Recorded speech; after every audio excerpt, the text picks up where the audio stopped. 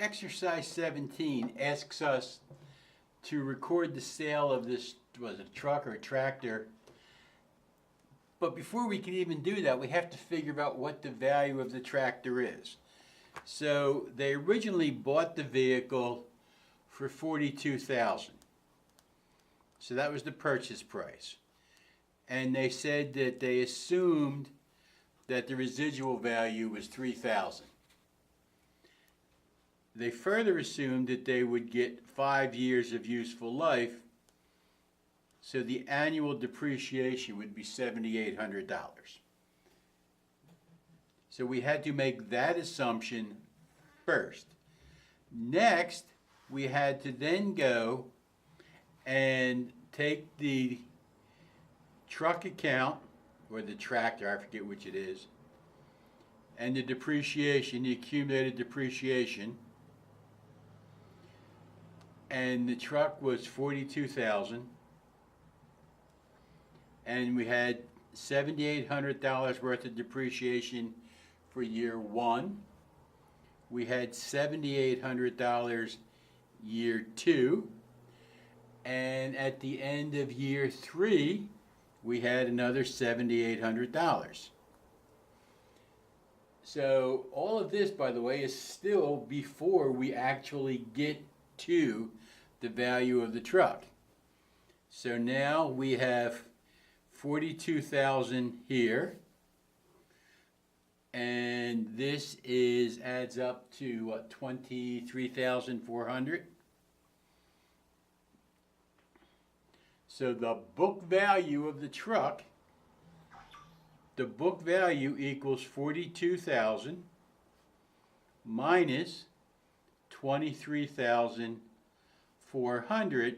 So the book value of the truck at this time is a total of, I did not do that number in advance.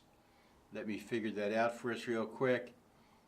42,000 minus 23,400. The book value of the truck at this point is 18,600.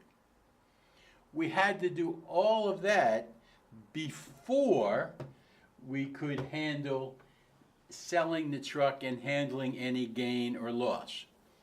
So now we have that information. Let's take a look at whether we had a gain or a loss, etc., etc. So they tell us, assume that we sold the truck and we got $21,600. So we got $21,600. The truck goes out the door at its purchase price, which was $42,000. They're the details. That's what we paid for it. That's the cash we got for it. And when the truck drives out the door, in the bed of the truck, as it's going out the door, is the accumulated depreciation of $23,400. Okay, because if the truck goes, the depreciation has to go with it. You can't keep depreciation for an asset you no longer have.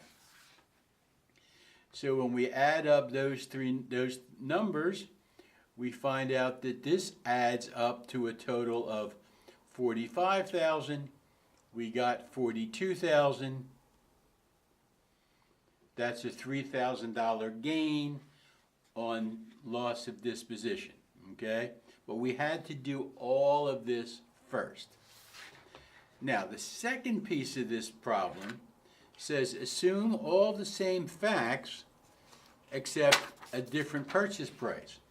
Now, instead of selling the truck for $21,600, we sold the tractor for, or it's a tractor, not a truck, excuse me, for $13,600. So that's a new number. The accumulated depreciation is still the same. That hasn't changed just because we sold the tractor for less.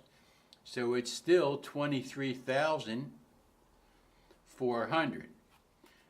The truck, when we brought it in, cost us, or the tractor, I'm sorry, cost us $42,000. That hasn't changed.